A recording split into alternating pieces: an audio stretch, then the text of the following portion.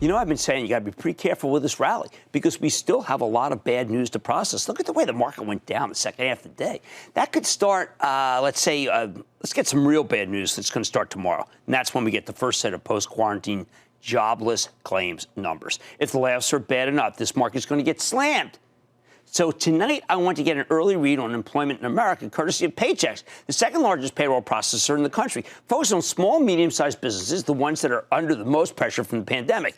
In the last month, this stock has been eviscerated because they make less money when payrolls shrink. But Paychex has reported a strong quarter, and even though they lowered their full-year forecast slightly, it wasn't as bad as people expected, which is why the stock moved higher today. At one point, it was up 10% before sliding into the close. So, was Paychex punished too much, or is this merely the calm before the storm? Let's take a closer look with Martin Mucci, the straight-shooting president and CEO of Paychex, to get a better read on the quarter and how the labor markets are holding up. Mr. Mucci, welcome back to Mad Money. Thanks, Jim. Good to be here. All right, so, Marty, when I went over your conference call, I came away with two things. One, there are some industries that are just in trouble, and it's 5 to 6%, and it's restaurants where it's mandated closure. But then there are a lot of other companies that I think we would say are ratcheting back that aren't. And this is not, at least right now, something where people say, I got to start firing people or I'm not going to set up a new business.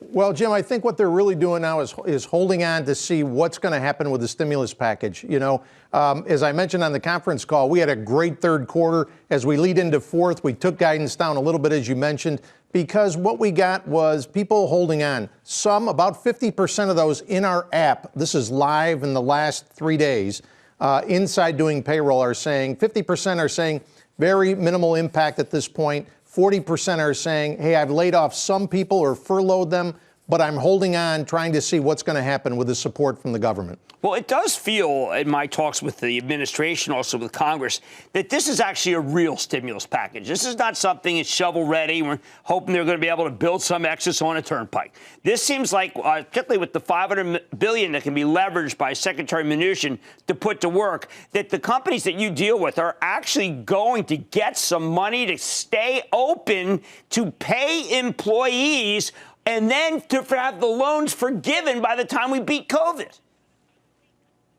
Right. That's really, I mean, we're very impressed with the speed and the degree of how much the federal government has done here to get this a real stimulus package for small business. I think the biggest thing here is how fast can they get the cash flow to the small businesses. You know how that works. They need the cash flow if they're going to pay people, if they're going to hold them together. 2 weeks ago, we had full employment. Their biggest issue was finding people. Now they want to keep them and make sure that they can rebound very quickly. So we need that cash in the hands of small businesses fast while they're still holding on. I also think that people have an older view of Paychex. You have a number of other businesses now that are very sticky and are not the kind of thing where they're going to call you and say, you know what, we are not doing business with Paychex. We have no need for Paychex. Those days are no longer the Paychex we know. Well, that's exactly right. You know, we talked about it on the call that 50% of our revenues come from non-payroll and non-small business as well. So we are very strong from a technology standpoint now. And thank God for those investments in technology, because they have positioned us very well to support businesses, frankly, remotely. We have online training for your employees. We have an app, a mobile app that is very strong. You can contact all your employees through the mobile app. You know, you have pay on demand now, that you can pay your employees after their 8-hour shift. We have a lot of things that people can do remotely to keep small businesses strong and in business. At the same time, I think it was great. You put it right at the top of your call. You're the largest 401k record keeper in the U.S. Are people still saving? Sure. Are companies doing the right thing? And what do you think I should tell the Treasury Secretary tomorrow? I've been trying to say, listen, let's loosen up a little bit on 401k, so make it so that people can pull some out of it, maybe, just because we need to have people tied over and feel a little bit more confident. What are you seeing? Well, I absolutely agree with you. People are looking to their 401k for loans. To be able to pull some out. We hope it's more loans so that they can get it back in there, waive a lot of the requirements, a lot of the issues where it's difficult for them to take it out. You know, we're trying to make it very easy right through the mobile app to take a loan if you need it. That's the best way to do it so you can get back invested as things turn around. You know, our hope is still that this doesn't last too long. It's not like the last financial crisis that went on for, probably 7 quarters. This we hope will be less, and therefore the rebound we expect will be much faster. Now, again, I want to emphasize to people that restaurants are a very small part of the mosaic. I know people are very worried about that. But what is going to happen to the restaurants, Marty?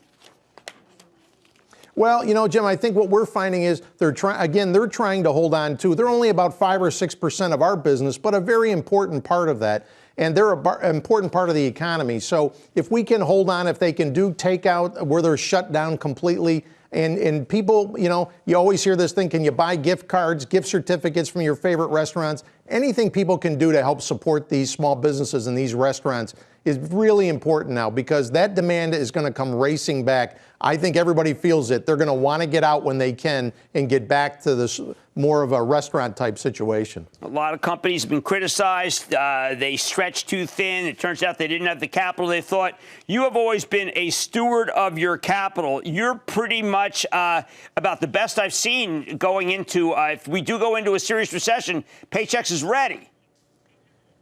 It's a great, strong financial balance sheet. We have over $900 million in cash. We just reported at the end of this third quarter. We had a very strong third quarter. Seems like a long time ago, but we just finished the quarter last month, and we came out with 7% revenue growth, 9% net income growth. We have a very strong dividend that we've had for years. We have one of the best yields now, over 4%. And we have a strong yield, and the dividend is important to us.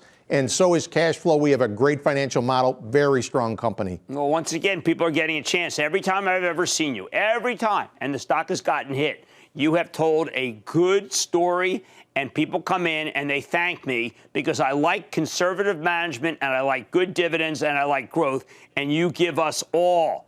You give all three. Marty Mucci, President and CEO of Paychex. Always good to see you, sir. Thanks, Jim. I think that this economy is not rolling over. I think portions of it absolutely are, because the government has shut them down. You can't open up if the government tells you not to do business, but that's only about 5 to 6% of what Marty's got going there. We have Money's back after the break. Don't miss a second of Mad Money. Follow @Jim Cramer on Twitter. Have a question? Tweet Cramer. #MadTweets.